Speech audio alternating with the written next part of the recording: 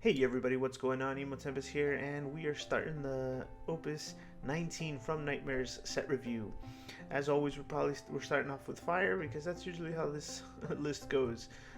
Happy release day, everybody! Hope all your pulls and all your boxes are full art signed clouds, and if they're not, then I hope it's the other cards you're looking for. Me myself, this time I'm struggling to get my hands on product, but that's neither here nor there. You guys aren't here to hear about my sappy stories. You're here to hear about these cards. So let's get started with that. All right, we have Ifrit. This was one of the ones that was revealed early, but if a fire forward has entered the field this turn, the cost required to cast Ifrit is reduced by 3. Choose a forward, deal it 7,000 damage. Very strong card. Being able to play a forward and just cast these for free. Yeah, all of these summons, the series of summons this time are actually great. I do like their abilities and their free stuff. Like, originally I thought this set wasn't going to make a big impact, but these summons alone are going to make a big impact in the meta. And this Ifrit one is a good way to start off. So, high, very useful. We'll see play.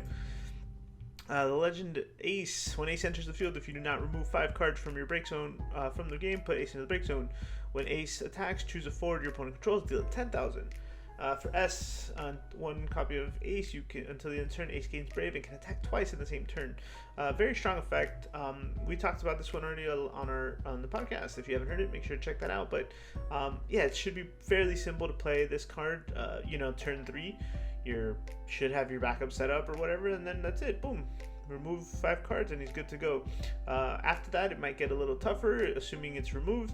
But all in all, if he lives a turn and you have an S, if he lives long enough to just do his thing, yeah, he's pretty dangerous. There's not too much recursion in fire. There's there isn't enough that makes you worry, right? So you do have the terrors and things, and the backups that bring back forwards, but realistically you're not going to be like filtering for everything. It's not like water where you're just going to have to get rid of 12 all at once, so this is a good way for it to do that. It's a very strong card. I don't know if this is what cadets needed in general, but I think as a fire card standalone it's very strong. So Edgar, backup, fire in 2 colors, two colors, put Edgar in the break zone, choose a card named Save and a 4 less and play it on the field. In your break zone, play it onto the field, and then auto crossbow. Choose up to 3 forwards, deal them 5,000 damage. I love that it's auto crossbow. That was like one of his, well, at least my opinion, one of his better abilities in the game. But this card looks very nice, full art. I do appreciate the art. I don't think this Edgar will replace the 5-cost Edgar, but in terms of names and in backups, this will probably be the better Edgar. Also, kind of with the auto crossbow makes you want to run multiples at least. So it's a solid card. It's just it depends on the deck for the FS6 stuff. So it is a good card, and again, it is better than the previous Edgar backup. So you'll be using this one from now on in any situation where you want a 6 backup, fire backup anyway. Kuki Chibuki. I pulled this guy full art. It's pretty nice looking. They all are actually. Choose a forward, deal it 2,000 damage. If it's put from the field to the break zone this turn, remove from the game instead. A pretty decent effect. I think the best thing, there's a trio of these little mages, and so he deals 2,000 damage, and it's not limited to once per turn. So if you're able to spin him back up and do it again, you can obviously ping something else if you're planning on doing a board wipe, so you can remove all of those things from the board, or just stack up that damage if you need to. Paired with the other card, the other little 11 forward, you can do these on the turn they're brought out. So I'm not sure if this is probably the weakest one of the bunch, but still a decent card. Not too bad in sealed as well. Zaz. When Zaz enters the field, you may search for a card named Dodge and add it to your hand. Pretty solid card. 2 for, it's pretty much free, right? Because he gets Dodge back, and Dodge pumps him up. We'll read Dodge in just a moment. I'm curious as if we'll use these in 13, or if this is going to grow into something else. As a standalone card, I'm not too interested, but we'll see if it fits into the category 13 deck that's running around. Tifa, Warp 3, Fire and Colorless Brave. Tifa can attack twice in the same turn.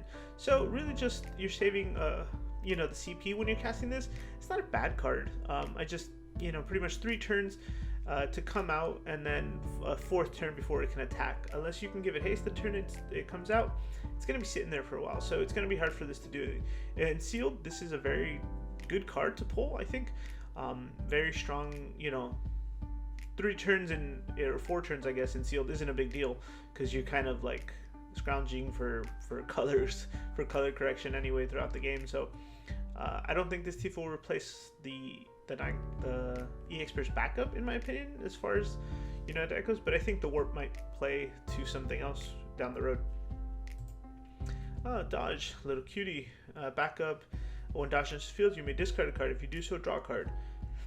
The card named Zaz you control gains 1,000 power and first strike. So we do have a few other Zaz cards throughout the game. I don't know if you'll play them anymore. They're a little dated. Fortunately, I think they're all Opus 1, aside from the one we just saw. This dodge is a decent backup though. EX burst, draw and discard. It's a water effect. So and being able to search this with the other one is not bad. Again, this might actually be playable in this dodge alone, might be more playable than this Zaz in general in the 13 deck, because it's just a little filter. You're able to get to the pieces you need faster, or you're searching for something while building up the category 13 backup line, or just presence of characters that you need for stuff like Hope and Fang and the summon Bahamut. So I suspect this will make it into the deck in a 2 of at least. Buffosaurus. When a forward of your opponent enters the field, you may put Buffosaurus in the break zone. When you do so, deal it 8,000 damage. Buffosaurus deals you 1 point of damage. Now, I was trying to be an advocate for this card after talking with some people, but I guess I don't like it. I still can't get behind it. I know you have the choice to choose what you kill, but it costs you a point of damage. It's not even like, I guess there's some things that might be helpful, but I still don't think I'll be playing this card. We had the bomb or whatever for a while back that did the same thing, but you couldn't control it, but it was same cost, I believe, and it just grenade, I think it was called, and it didn't deal you a point of damage. You just, whatever is the next thing that came in would take the AK. So obviously it's a little more controlling, it's a little more it's stronger because you can choose what to use it on, but I'm still not sold. I won't be playing this, and good luck to you if you are. Bomb. If you control 3 or more fire backups, Bomb also becomes a forward with 5,000 power. When Bomb is put from the field in the break zone, choose a forward, deal it 2,000 damage. When Bomb enters the field, you may duel 2 active fire backups. When you do so, search for a card named Bomb of cost 2 or less and play it on the field. A lot of good effects. I like again, I've mentioned this, but I like how fire is being able to just bring things out of the deck a lot faster and kind of speed up the deck.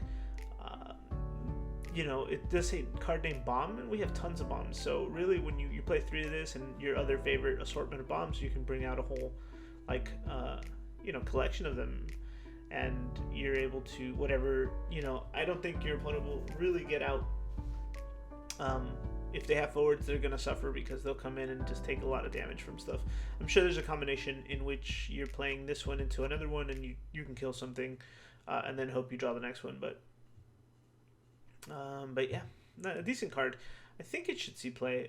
We'll see on this one. It might be on the lower end, but Sabin. If you control 4 or more Category 6 characters, the cost required to cast Sabin is reduced by 2.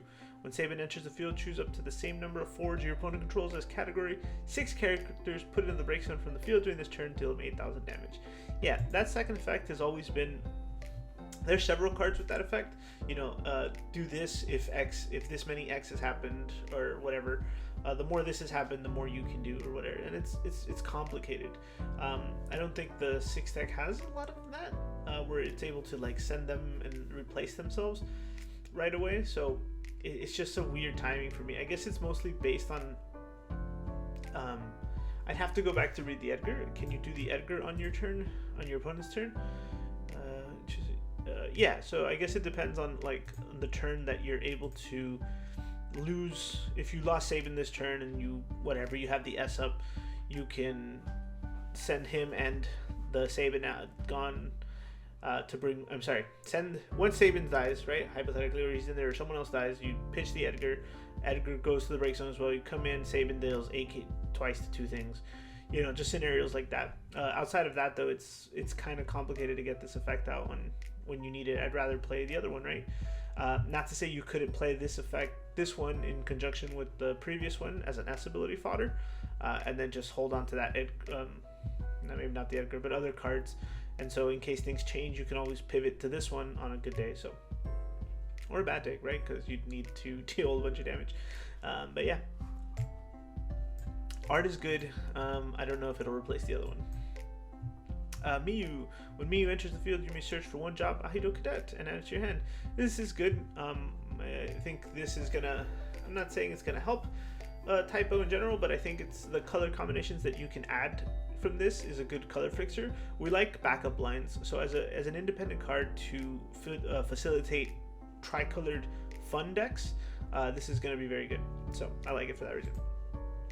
Monk. Put Monk into the break zone. Choose an attacking forward. It gains 4,000 power until the end of the turn. On damage 3, when Monk enters the field, choose a forward to 7,000 damage.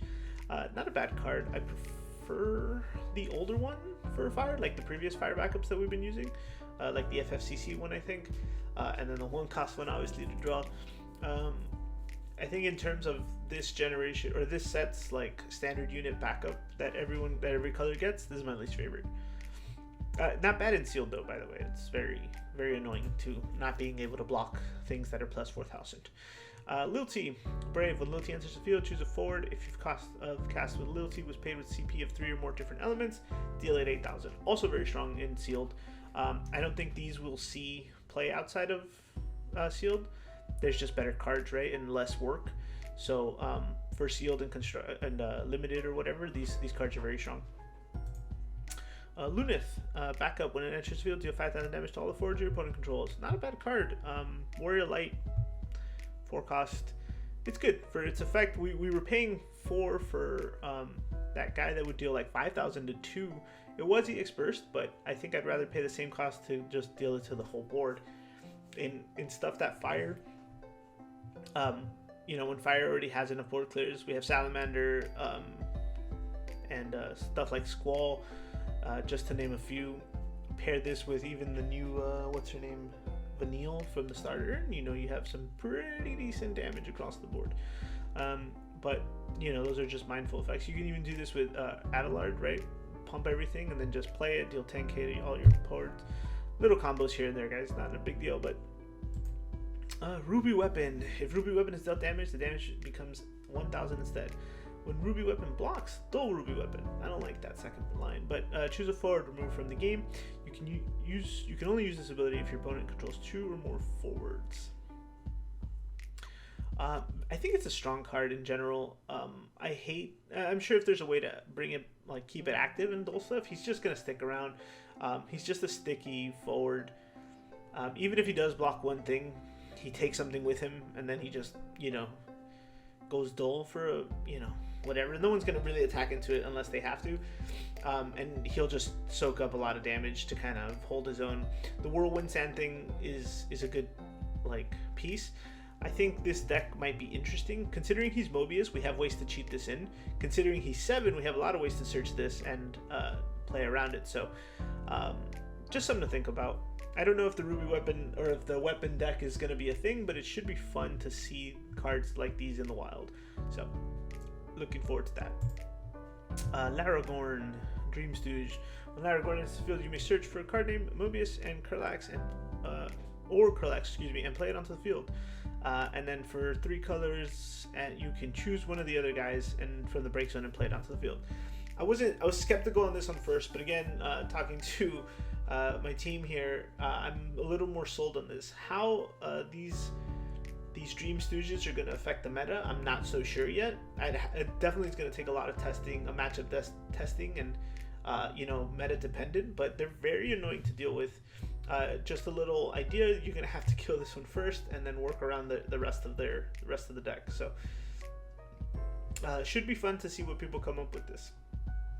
My only concern was the color thing, but like we mentioned earlier, Aikido Cadet is, the Miyu has an ability to fix that, and I think it's in those exact same colors. So quite interesting. Next is Leon, Warrior Rebel. If you control 4 or more job rebels, Leon gains 4,000 power and haste. When Leon enters the field, you may search for a card named Maria and add it to your hand. This is a sick looking card. I'm a big fan of the way this art comes out. My only problem is that it's just another name clash, really. I haven't looked into the new Warrior Rebels, but there's so many like avenues you can take, and it makes me wonder like which is the best one, or why I would take this one over the green one that we got. I'd rather draw more cards than just search Maria, really. I don't know if there's a way where we can play both or even want to, but I wonder if these rebels are always just falling just a little bit short of something very strong. I know the Wind Fire one a few sets back was decent, but it never made too big of an impact. It was a fun deck to run and, you know, get some very cheeky things off.